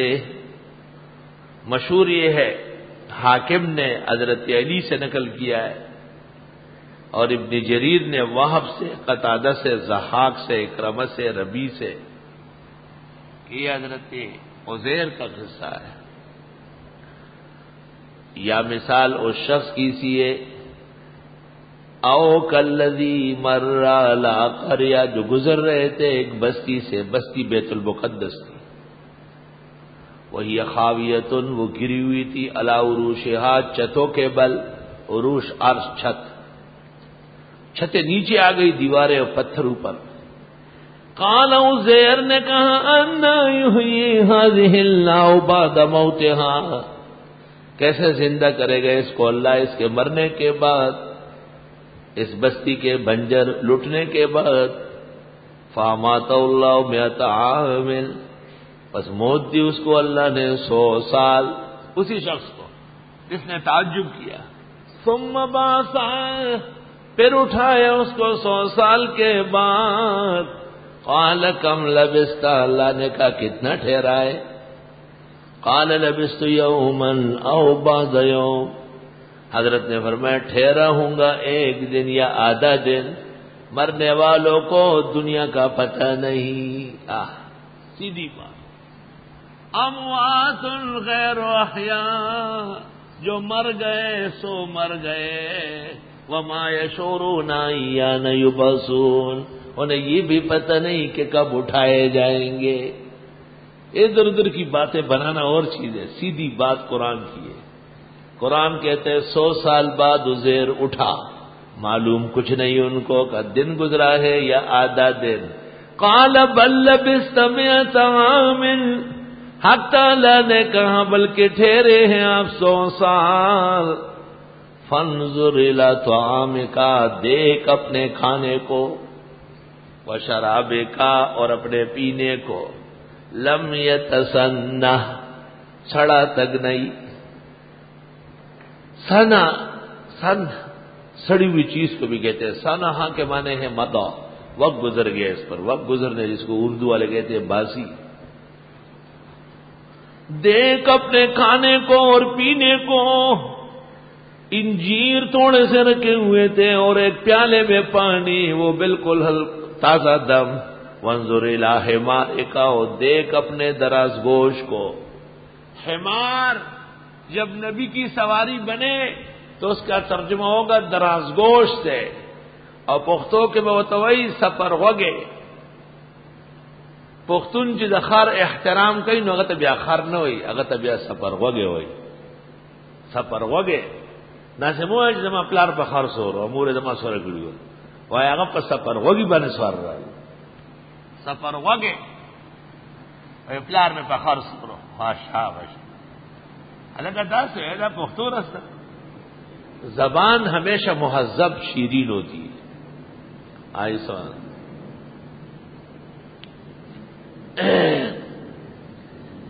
ایک بڑے صاحب قلم، نام لینا ٹھیک نہیں، محمد انور شاہ کا مضمون الاحسن میں کبھی کبھی آتا ہے، تو اس خوشی میں محمد انور شاہ کا اکرام کیا، ایک کتاب بھیجی. اس کتاب کا نام ہے اماں جی، کسی کی ماں پر لکھا ہے. تو وہ شخص محمد انور شاہ کے لیے خط میں لکھتا ہے کہ ابا جی نے انور شاہ کو اماں جی بھیجی. یہ اردو ٹھیک ہے، سرحد میں رہتا ہے، لیکن اردو صحیح بولنا چاہیے. یوں کہنا چاہیے تھا کہ ہمارے والد صاحب نے محمد انور شاہ کو وہ کتاب جس کا نام اماں جی ہے وہ بھیجی ہے. ابا جی نے اماں جی بھیجی تو ابا جی کیا کرے گا؟ کوئی بات نہیں، اتنی غلط بات ہے. یہ آپ کو اس لیے عرض کرتا ہوں کہ آ گیا اور چلا گیا اور کتابیں اور آدمی، اس سے انسان نہیں بنو گے. اس ملک میں رہتے ہو، شستہ برجستہ اردو بولو، بہترین اردو بولا کرو. غیرتی انسان کا یہ کام نہیں ہے عربی بول رہا ہے تو ایسے کہ عرب ہنس رہا ہے. عربی ایسے بولو کہ عربوں کو بھی عقل آ جائے. پرائمری کا ماسٹر، مڈل کا استاد، اور وہ کالج کا لیکچرار اور پروفیسر جس کا آدھا پاجامہ اتھے آ جاؤ اتھے، وہ بات نہیں کرتا ہے. کہتے ہیں میں ٹائم ویسٹ نہیں کرتا، میں آپ کا ویٹ کروں گا. دیکھو انگریزی بول رہا ہے، آپ سمجھے یا نہ سمجھے وہ اپنے انگریزی لگا رہا ہے. آپ کیوں عربی نہیں بولتے؟ آپ کو کیوں فارسی سے الرجی ہو گئی؟ رزق حلال کھاؤ، حلال پڑھو اور حلال صلاحیت بڑھاؤ. اللہ ظاہر بات ہے، طلباء اساتذہ سے زبان بھی سیکھتے ہیں، زبان بھی بہترین سلاست اور جزالت سے، فصاحت بلاغت سے لبریز زبان ہونا چاہیے. مولانا خیر محمد جالندری مشکات پڑھا رہے تھے خیر المدارس میں، تو جب یہ آیا کہ رکبن نبی صلی اللہ علیہ وسلم علی الحمار، تو مولانا خیر محمد نے ترجمہ کیا، جناب نبی کریم صلی اللہ علیہ وسلم نے دراز گوش کی سواری فرمائی ہے. ایک طالب علم مشکات میں بیٹھا تھا، وہ ہمارے مولانا ہدایت اللہ صاحب کو کہتے ہیں کہ حمار کا معنی تو گدھا ہے. یہ جو مولانا خیر محمد نے دراز گوش سے ترجمہ کیا یہ الف لام کی وجہ سے، کیونکہ یہ الحمار ہے. کہتے حمار کا معنی تو گدھا ہے، حمار کو خرتا ہوئی، مولانا وہی دراز گوش دا الف لام ترجمہ جدا الحمار دے. رکبن نبی صلی اللہ علیہ وسلم علی الحمار. مدینہ منورہ میں ایک مقام پر 2-3 بہترین خوبصورت موٹے تازے بالکل گڑب الحق ایسے. میں حیران ہو گیا، یار اب مدینہ میں گدھے کہاں سے آ گئے؟ جب بھی ہم گزرتے ہیں بہترین گھاس اندر پڑی ہوتی ہے، چنا پڑا ہوتا ہے، پانی بھرا رہتا ہے، آدمی کوئی نہیں اور چاروں طرف سے جال لگا ہوا ہے. ایک دن میں نے منصور سے کہا آج تو یہ عقدہ حل کرتے ہیں. ہم اشراق وغیرہ پڑھ کر جو جانے لگے تو وہیں ٹھہر گئے. دیکھا تو ایک عرب آیا اور گاڑی میں چارہ یہ وہ. میں نے کہا یا شیخ ایش حاجہ الی الحمر کا ہاؤلا لمیلاد النبی. یہ تو بریلویوں کا کام ہو رہا ہے. میں نے کہا یہ گدھے یہاں کیوں؟ اس نے کہا میلاد النبی کے لیے. میں نے کہا ما معنی میلاد النبی؟ کہا نحن نرکب علیہن ونروح الی مکہ وهم یرکبون علی الحمر ویروح عندنا. ہم ان پہ سوار ہو کر مکہ جاتے ہیں کیونکہ حلیمہ سعدیہ آپ کو لے کے گئی تھی اور وہ لوگ وہاں سے سوار ہو کر کے یہاں آتے ہیں. میں نے کہا پتہ چل گیا پاکستان کے بریلویوں کو میلاد النبی کے دن گدھے پہ سوار کرانا ضروری ہے. یہ اہل مدینہ کا عمل ہے. اصل مسئلہ نکلا ہے. یہ لوگ تب سیدھے ہوں گے اور توبہ کریں گے بدعت و شرک سے کہ ان کو میلاد النبی کے دن حمار پہ سوار کر کے اور روانہ کر دیا جائے کہ چل میلاد مناؤ. جو بدعت منائے گا اس کا یہی حشر ہوگا. عرب میں حمار کی سواری عام تھی اور گھوڑے کی سواری ان کی ضروریات تھی اور شاہی سواری جو کرتے تھے پھر گھوڑے کی کرتے. اس لیے اونٹ کو وہ سفینۃ البر کہتے ہیں, خشکی کا جہاز. اونٹ آرام سے چلتا ہے, نہ تھکتا ہے, نہ پیاس لگتی ہے, نہ بھوک لگتی ہے. 10 دن میں ایک دفعہ پانی پیتا ہے, اس کو پیاس بالکل نہیں لگتی. اور اسی طرح چارہ بھی ایک دفعہ کھا لیتا ہے, 10-12 دن گزارا کر سکتا ہے. اور گھوڑا تو شاہی سلاطین کی سواری ہے. محمود غزنوی رحمت اللہ علیہ جب ہندوستان جا رہے تھے اٹک کے پاس آئے غزنی سے تو بڑا حیران ہوا, درمیان میں دریائے سندھ ہے, کوئی انتظام نہیں ہے. تو محمود غزنوی نے جو گھوڑا کھینچا چلانگ کے لیے تو دریائے سندھ سے پار ہو کر کے اس نے چھلانگ لگائی.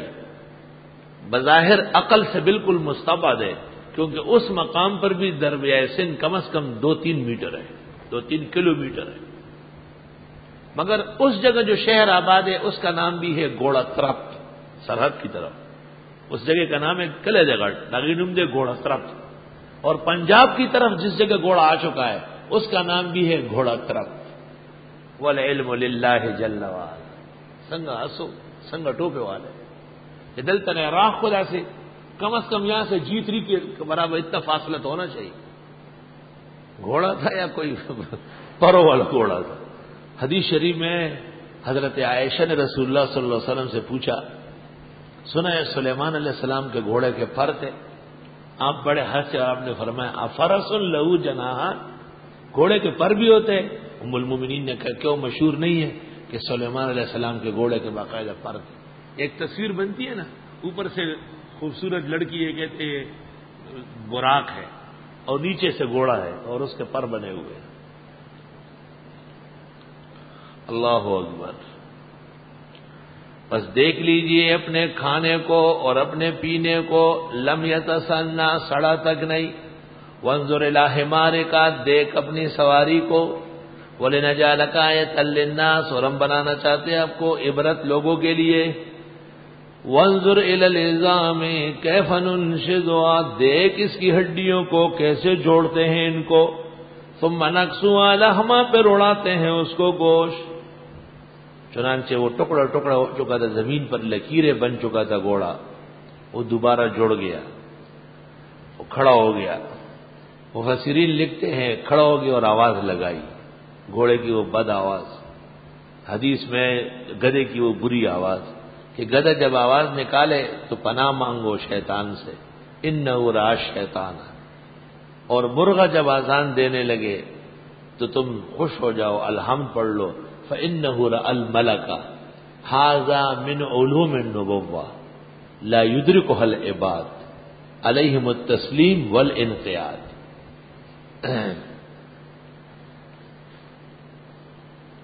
کیا باتیں کرنے لگے ہوئے او ٹوپو, تجھے اپنی باتیں یاد آ گئی ادھر سے تو فلما تبین لہ، جس وقت واضح ہو گیا حضرت عزیر کے لیے، ہمیں کوئی شک نہیں ہے کہ اس کی تفسیر عزیر سے ہے، بعض مفسرین کو ناحق شبہ ہوا ہے، وہ امین اکاڑا مرحوم بھی اس شک شبے میں پڑ گئے تھے، ہمیشہ مجھ سے اس پہ بات کرتے تھے۔ میں نے کہا اجلہ مفسرین قائل ہے کہ یہ واقعہ عزیر علیہ السلام کا ہے۔ عزیر علیہ السلام اور عزیز علیہ السلام دو بھائی تھے، ایک دن میں پیدا ہوئے، ایک دن میں مر گئے، اور ایک 100 سال چھوٹا ہے، دوسرا 100 سال بڑا ہے، تو حضرت عزیر 100 سال مر گئے تھے نا، یہ 100 سال گڑ گئے۔ حضرت عزیر اور حضرت عزیز دونوں بھائی ہیں، ایک ہی بطن سے پیدا ہے، جڑوا ہے، توامین ہے، اور ایک ہی دن میں انتقال ہوا ہے، اور ایک 100 سال بڑا ہے، دوسرا 100 سال چھوٹا ہے۔ جس وقت واضح ہوا عزیر کو، قال کہنے لگے، عالم و سمجھ گیا، ان اللہ علی کل شیء قدیر، بے شک اللہ سب کچھ کر سکتا ہے۔ حضرت عزیر کا وہ تعجب کہ خدایا یہ گری پڑی بستی چھتوں کے بل، یہ کیسے دوبارہ آباد ہوگی؟ 100 سال بعد جب آ کے دیکھا تو وہاں پر زبردست قسم کا شہر آباد، وہ چھت وت سب ختم۔ وَإِذْ قَالَ إِبْرَاهِيمُ رَبِّ أَرِنِي كَيْفَ تُحْيِي الْمَوْتَىٰ، یاد کرنے کا ہے جب فرمائے ابراہیم علیہ السلام نے، پروردگار دکھا مجھ کو کیسے زندہ کرتے ہیں مردوں کو۔ خدایا اگر نمرود پوچھ لیتا کہ کیا خدا مردوں کو زندہ کرتا ہے، تو نے دیکھا ہے، تو میں کیا کہوں گا؟ قال ولم تؤمن، اللہ نے کہا کیا یقین نہیں؟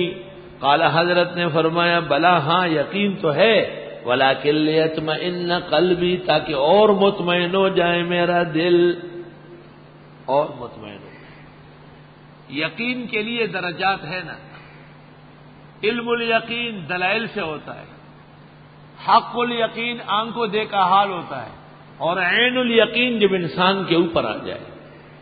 ہم اور آپ سب کو پتا ہے کہ لوگ مرتے ہیں، علم الیقین ہے، جب ہمارے سامنے کوئی مرے اللہ حفاظت فرمائے تو حق الیقین ہوگا، اور جب ہمیں خود موت آئے تو وہ عین الیقین ہوگا۔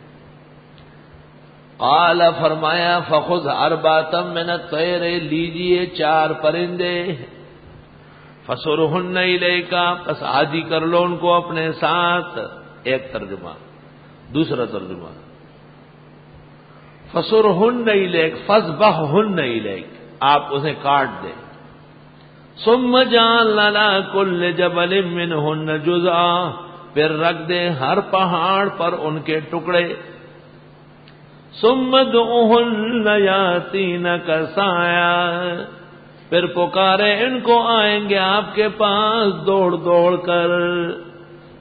4 پرندے لے لیے، ہر پرندے کی 4 بوٹیاں کر لی، سر علیحدہ، دھڑ علیحدہ، ٹانگیں علیحدہ، اس کی ٹانگ، اس کا دھڑ، اس کا سینہ، اس کا سر، الٹا پلٹا رکھ دیے، ایک کا سرا، دوسرے کا سینہ، تیسرے کی ٹانگ، تیسرے کا دھڑ۔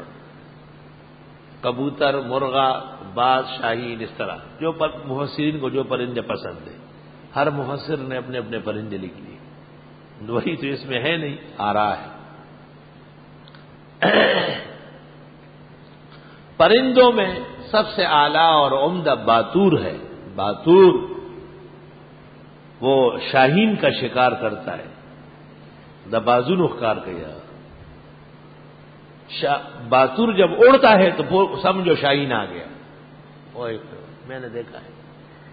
اور باتور ایسی جگہ انڈے دیتا ہے کہ نیچے شیرین پانی کا دریا ہو، اوپر پہاڑ کا کونا نکلا ہوا ہو، اس کونے میں انڈے دے گا، 3 انڈے دے گا اور تینوں بچے نکلے گا، 2 مادیاں ہوگی، ایک نہ، عمر بھر میں صرف ایک دفعہ بھی آتا ہے، بار بار یہ کام نہیں کرتا۔ اور باتور ہمیشہ آنکھیں بند رکھتا ہے، سر کی پٹی، لیکن جب آنکھیں کھولے گا تو اوپر فضا میں شاہین ہو، ایسا دیکھ لیتا ہے، بس چھوڑو اس کو فوراً، سیکنڈوں میں شاہین لے کے آ جائے گا۔ باز کو پکڑ کے ایسے چھوڑ دیتا ہے بلی کی طرح، باز کا دم نہیں ہوتا کہ ہلے جگہ سے، اس نے ایک دفعہ ایسا پکڑا ہے، اس کو کہتے ہیں باتور۔ دوسرے درجے کا پھر شاہین ہے، اور تیسرے درجے کا پھر شکرا ہے، اور چوتھا زرق ہے،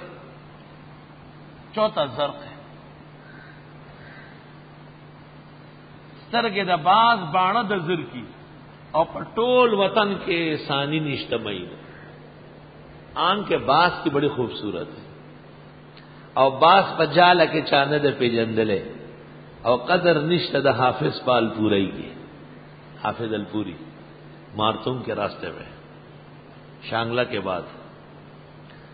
تو الپوری نے اپنے دیوان میں کہا ہے کہ گھونسلے کے اندر کوئی باز کو نہیں پہچان سکتا، اس لیے الپوری گاؤں میں حافظ کا کوئی احترام نہیں، اور باز پر جال کے چاند پیجندلے، اور قدر نشت د حافظ پال پورئی کی۔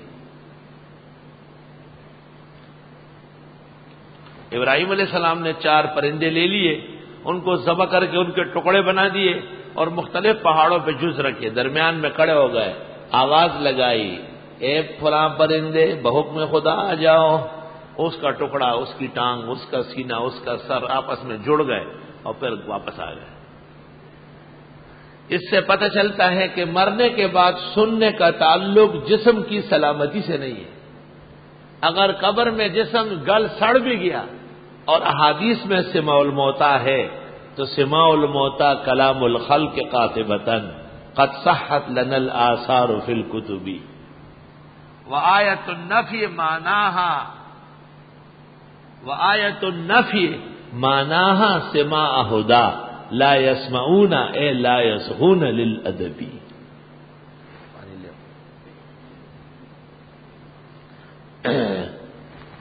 نیند بھی آپ کی ختم ہو جائے گی۔